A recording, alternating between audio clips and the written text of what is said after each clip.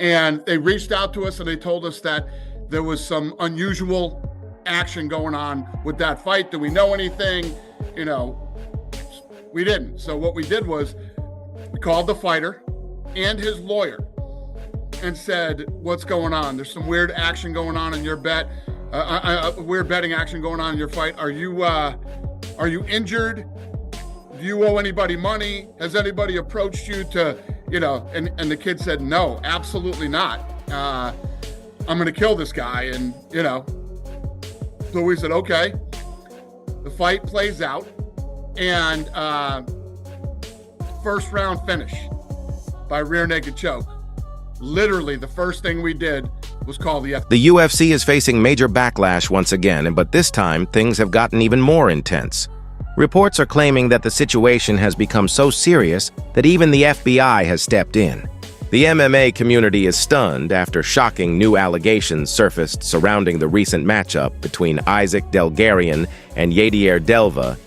My understanding is this is on the FBI's radar. How deep of an investigation is unclear at this time. This is all very new, but yes, it is accurate. I believe there's a gentleman named Harry Mack on social media who is having a nice little victory tour after all of this, and I'm sure he's going to have another one. I'm not familiar with his work, but he did write that yesterday, and so that is my understanding.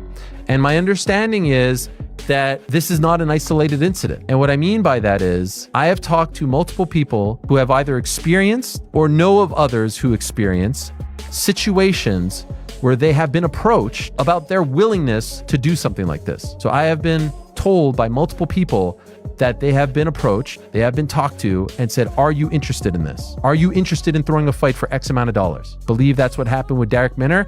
And all signs right now are pointing to something of that sort happening here. This is a massive issue for the UFC. And when you consider, now I haven't been told this part that I'm about to say, when you consider the questionable refereeing as of late, you can't help, I said this last week, you can't help but let your mind go there as well, because there's no other possible explanation for some of the wacky stuff that we have seen as of late. And it's very easy to do. It's extremely easy to do. We've seen it. We've now seen it in broad daylight multiple times. And I think what is happening here, adding 1 + 1 + 1, I believe what is happening here is people are preying on lower level fighters who don't make a lot of money, who are in tough spots, who are fighting in the major leagues, and they're offering them a quick fix. They're not going to like the top dogs, but they're offering a quick fix to the lower level fighters. How prevalent is this? I can't tell you, but I've now heard it multiple occasions in my conversations over the past 24 plus hours saying, are you interested? And that's a huge problem. And so how big of a story this becomes remains to be seen. But this is happening in gyms, in private. This is a big story.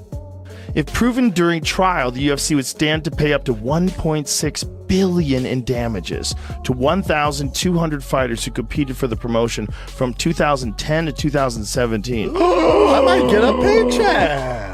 Holy shit, dude. Do you have an argument?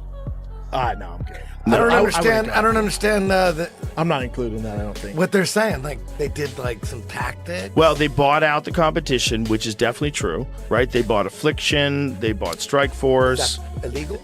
No, they do it in everything. Oh, yeah. But in some businesses, there's they will like break you up if you have a monopoly, and it seems to be at the very least connected politically. And that's where it gets weird.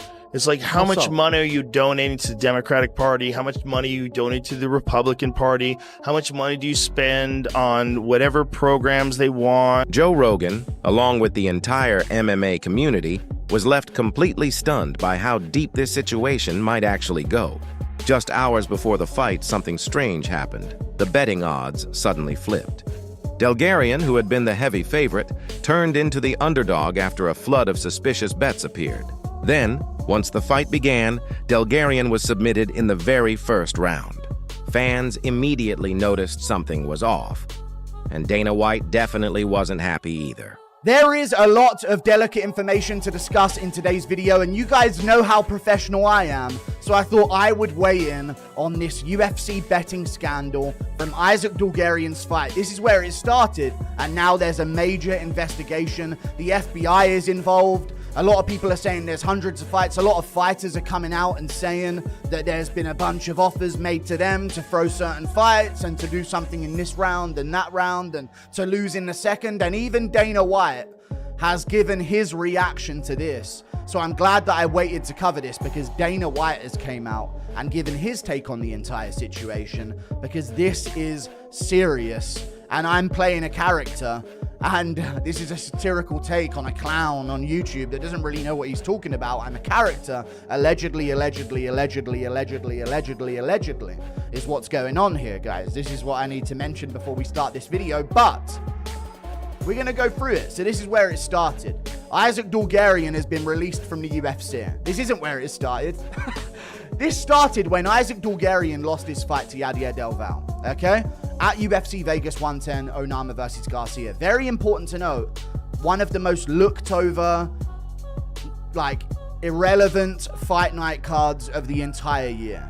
This seems to be when these scandals happen. We had a similar situation for this when it was Darek Minner versus Shayilan Nurdiembeke, and James Krause ended up getting in a ton of trouble for this situation because of like some betting scandal that went on there, and was Darek Minner paid to lose the fight, and the odds completely shifted in an exactly identical situation that went down, and that was on a fight night card of something like Marina Rodriguez versus some other women's strawweight fighter. So that was another irrelevant fight card, and I think that's where these guys are going to try and get some stuff done, allegedly, if they did in the first place.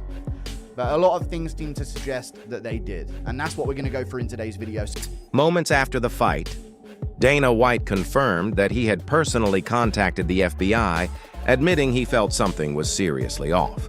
He revealed that even before the fight, he had spoken with Dulgarian and his lawyer about the strange betting activity.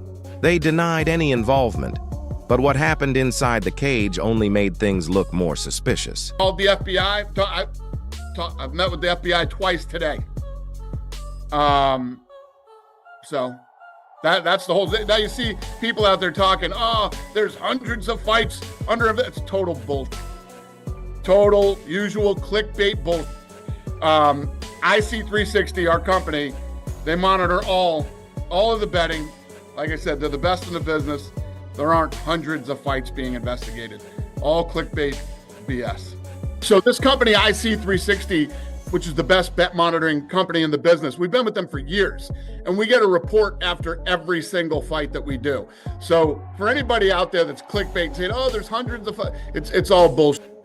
We've been with these guys for years. We take this very serious, and we're watching every single fight that happens in the UFC, from the first prelim to the main event. So when this did happen, a couple years ago, whenever it was, that investigation is still ongoing, and now will be a part of this investigation too. There's cheating in this fixed fight. My own reaction to it is when I saw the numbers that the FBI had and the numbers that they saw and the way that the lines moved is very abnormal. In fact, it would be in line with cheating. This gentleman goes out there, he loses the position. All of a sudden, he's on bottom, dude's on top with a rear naked choke, and the most basic defense, which is to fight the hands, is something that he doesn't do. We get the information that the line had moved heavily, and the money that was coming in, it was betting that he would be finished in the specific round where he was finished. It is very odd that they would swing as heavy as they did in this contest, but it's equally as odd that a sports book would take that kind of action. But you come in with a $250,000 bet on a fight that's got a total betting alliance of $11,000. That's a gamble. Before you say that's evidence, I agree with you and I see what you're seeing. But now let me ask you a different question. What is a gamble? What's a bet? And you're going to have to describe the exact same thing before you go and hang somebody. Do you have any proof? Since then, the UFC has reportedly held multiple meetings with federal agents, assuring that they're fully cooperating with the ongoing investigation. But that hasn't stopped the wave of fan speculation. Joe Rogan warned that if these allegations turn out to be true, it could cause serious damage to the sport itself. He explained that once people start doubting the integrity of a fight, it's nearly impossible to rebuild that trust. The controversy has shaken the entire MMA community, with many comparing it to the notorious 2022 case involving Darek Minner and coach James Krause. They chose to continue, and that's from his perspective at the end. So because of the fact that Dulgarian said, I'm not rigging the fight, Dana went, so we kept it going. even though there was like all of this abnormality and actual agencies calling him saying something's going on with the Bulgarian fight. What? Something going on with the Bulgarian fight? I mean, come on, you guys. I called him and he said no. Come on. Let's let this thing play out. Fucking $2 million on a baccarat table last night? Of course I did. This does not look good for someone who's like hooked on gambling. But I don't know if Dana would I don't think Dana would risk the fucking infinite money glitch of just no effort income from him being the face of the UFC. So I doubt this is going on. And I don't know if the UFC is involved. It just, man, if you're a fighter, and this is what it comes down to, if you're not getting paid much, or if you're like in a title fight, one of the biggest fights of all time, and you're getting $1 million or $500,000, and some entity comes to you, some guy comes up to you and says, $2 million if you get subbed in round 1, $3 million, and they've got $6 million on the fight. That's what I think, if anything, this is. I don't know if the UFC would ever risk this, but you know, people talk. I know it's rare, and listen, this is foreign concept to me as well, you guys. But people do communicate in real life, like not with a phone call or by text or by email or anything that can be like checked back and verified and traced. They do just meet up with someone and say, listen, this is off the record, we're doing it. This is the deal, okay? James Vick, make it look hilarious. That same coach was previously banned for his involvement in another major betting scandal. Ironically, Delgarian once trained at that very gym earlier in his career, which makes this situation even more complicated. Dana White has since taken a strong stance, making it clear that this isn't just about one fighter, it's about setting an example. He warned that if any athlete ever tries to fix a fight, the UFC itself will become their biggest enemy. Meanwhile, fighters across the roster are speaking out, some fully supporting Dana's decision to involve the FBI, calling it the right move to protect the sport.